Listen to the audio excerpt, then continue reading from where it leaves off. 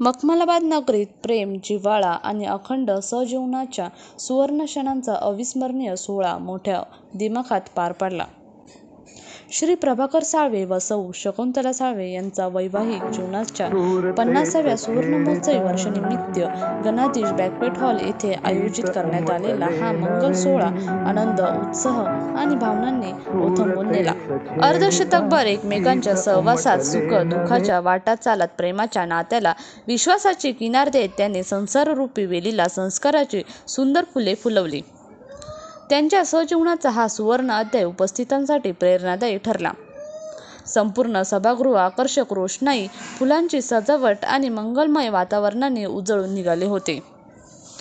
कुटुंबीय, नातेवाईक आणि मित्रपरिवाराच्या उपस्थितीत दाम्पत्यावर शुभेच्छांचा वर्षाव करण्यात आला. केक कटिंग, सत्कार समारंभ आणि सांस्कृतिक कार्यक्रमांनी सोहळ्याची रंगत अधिकच वाढली. उपस्थितांनी दाम्पत्याच्या निरामय, आनंदी आणि दीर्घ आयुष्यासाठी शुभेच्छा दिल्या. कार्यक्रम यशस्वीतेसाठी साळवे परिवाराने परिश्रम घेतले. कार्यक्रमाचे सूत्रसंचालन पाली भाषेचे अभ्यासक, लेखक व कवी नंदकिशोर साळवे यांनी केले. यावेळी माजी पीआय नामदेव लोखंडे, बीएमसीच्या मीना मोरे, इंडिया सिक्युरिटी प्रेसचे उल्हास भालेराव यांची समयोजित भाषणे झाले. यावेळी अभिनेते रमेश देव व सीमा देव यांच्या वैवाहिक जीवनाच्या 50व्या वर्षाचा महोत्सव अशाच प्रकारे साजरा झाला होता.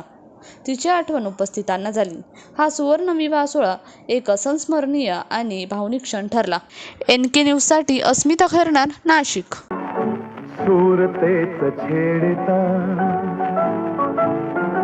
गीत उमटले नवे, सूरतेच छेडता गीत उमटले नवे, आज लाभले सखी सौख्य जे मला हवे हो, सूरतेच छेडता.